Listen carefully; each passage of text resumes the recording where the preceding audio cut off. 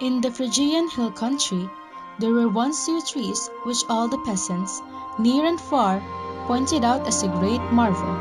And no wonder, for one was an oak and the other a linden, yet they grew from the same dull trunk. The story of how this came about is a proof of the immeasurable power of the gods, and also the way they reward the humble and the pious.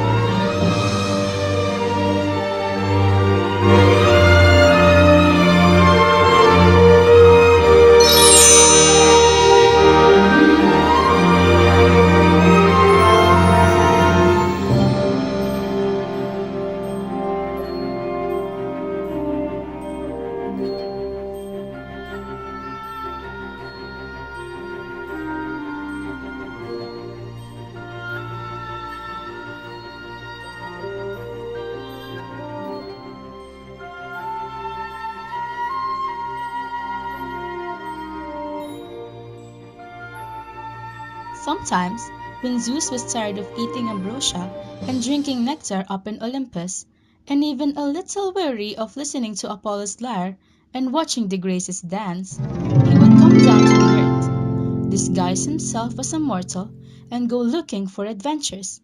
His favorite companion on these tours was Hermes, the most entertaining of all the gods, the shrewdest and the most resourceful.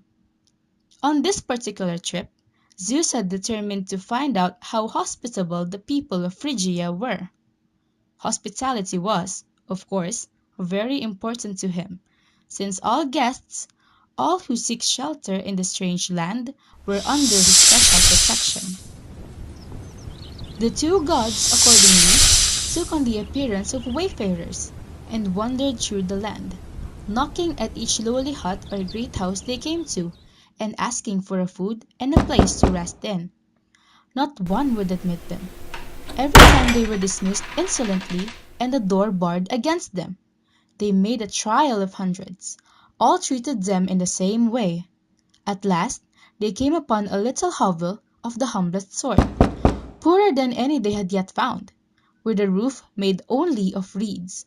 But here, when they knocked, the door was opened wide, and cheerful voices bade them enter. They had to stoop to pass through the low entrance, but once inside, they found themselves in a snug and a very clean room, where a kindly-faced old man and woman welcomed them in the friendliest fashion and bustled about to make them comfortable. The old man set a bench near the fire and told them to stretch out on it and rest their tired limbs, and the old woman threw a soft covering over it. Her name was Baucis, she told the strangers, and the husband was called Philemon. They have lived in that cottage all their married life, and had always been happy. They are poor, yet contented with what they have. All the while she was talking, she was busy doing things for them. The coals under the ashes on the dark hearth she fanned to life until a cheerful fire was burning. Over this she hung a little kettle full of water, and just as it began to boil, her husband came in with a fine cabbage she had got from the garden. Into the kettle it went, with a piece of the pork which was hanging from one of the beams. While this cooked, Baucis set the table with her trembling old hands. One table leg was too short, but she propped it up with a bit of broken dish. On the board she placed olives and radishes, and several eggs which she had roasted in the ashes. By this time the cabbage and bacon were done, and the old man pushed two rickety couches up to the table and bade his guests recline and eat. Presently he brought them cups of beechwood and an earthenware mixing bowl which held some wine very like vinegar, plentifully diluted with water.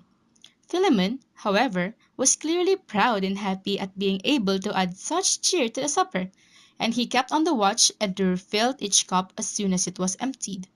The two old folks were so pleased and excited by the success of their hospitality that only very slowly a strange thing dawned upon them. The mixing bowl kept full. No matter how many cups were poured out from it, the level of the wine stayed the same, up to the brim. As they saw this, wonder each looked terror at the other. and dropping their eyes, they prayed silently. Then in quavering voices and trembling all over, they begged their guests to pardon the poor refreshments they had offered. The old man Philemon then promised to serve their lordships the only goose they have. To catch the goose, however, proved beyond their powers. They tried in vain until they were worn out, while Zeus and Hermes watched them, greatly entertained. But when both Philemon and Baucis had to give up the chase, panting and exhausted, the gods felt that the time had come for them to take action. They were really very kind. The gods rewarded the couple of their hospitality. The rest of Phrygia was punished, with no exception. They then escorted the two out of the hut and told them to look around them. To their amazement, all they saw was water. The whole countryside had disappeared. A great lake surrounded them. Their neighbors had not been good to the old couple. Nevertheless, standing there, they wept for them. But of a sudden, their tears were dried by an overwhelming wonder. Before their eyes, the tiny, lowly hut, which had been their home for so long, was turned into a stately pillared temple of whitest marble with a golden roof. Zeus asked the two to have their wish that he himself will grant. The old people exchanged a hurried whisper. Then Philemon wished to let the two of them be the priests of the temple Zeus built, and also, since they have lived and loved each other for so long, he wished that one will not leave the other, that they will face death together. The gods assented, well pleased with the two. A long time they have served in that grand building, and the story does not say whether they ever missed their little cozy room with its cheerful hearth. But one day, standing before the marble and the golden magnificence, they fell to talking about the former life, which had been so hard and yet so happy. By now, both were in extreme old age. Suddenly, as they exchanged memories, each saw the other putting forth leaves. The bark was growing around them. They had time only to cry, "Farewell, my own."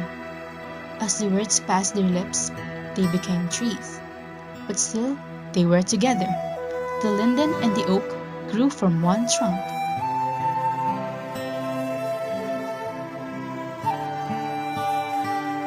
From far and wide, people came to admire the wonder, and always wreaths of flowers hung on the branches in honor of the pious and faithful pair.